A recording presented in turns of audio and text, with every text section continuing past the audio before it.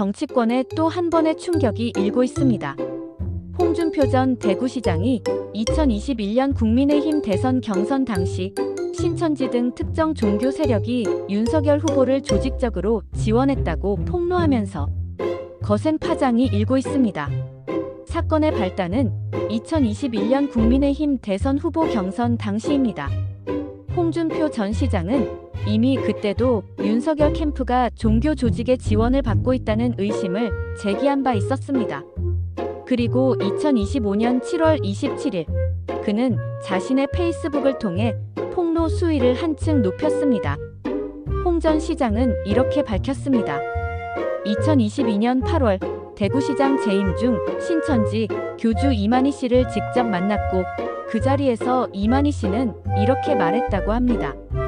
윤석열 후보를 도운 것은 그가 검찰총장 시절 코로나 사태 당시 신천지에 대한 압수수색을 2차례나 막아준 은혜를 갚기 위해서였다는 것입니다.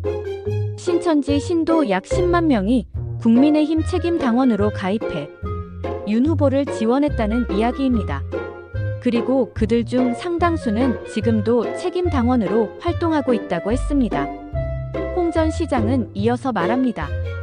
그 당에는 신천지 외에도 통일교, 자유통일당 등 유사 종교 세력들이 상당수 들어와 있고 심지어 이중당적으로 활동하는 사람들도 있다고 들었다고 주장했습니다. 당내 경선이 정상화되려면 이런 세력들을 조속히 정비해야 한다고 강조했습니다.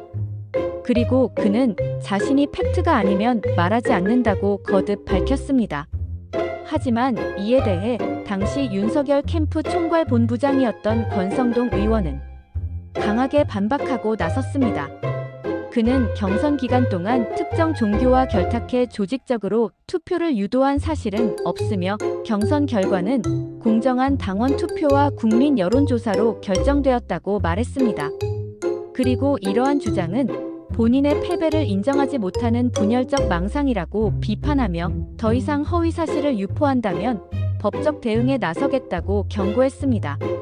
이번 사건의 핵심 쟁점은 3가지입니다. 첫째, 실제로 신천지 신도들이 국민의힘 책임당원으로 조직적 가입을 했는지 여부. 둘째, 윤석열 캠프 측이 이를 알고 있었거나 개입했는지 여부. 셋째, 정당 내부의 특정 종교나 정치 성향 조직이 실질적으로 얼마나 영향을 미치고 있는지입니다. 홍 전 시장은 이번 주장을 통해 단순한 정치 공세가 아닌 당내 구조의 근본적 문제를 지적하고 있다는 입장입니다. 그리고 앞으로의 당 경선과 정당 민주주의의 정상화를 위해 이 문제에 대한 진지한 검토가 필요하다고 말하고 있습니다. 정치와 종교 그리고 조직표. 이번 폭로가 국민의힘 내부에 어떤 변화를 가져올지 또 향후 대선 구도에 어떤 영향을 줄지 정치권과 국민들의 시선이 집중되고 있습니다.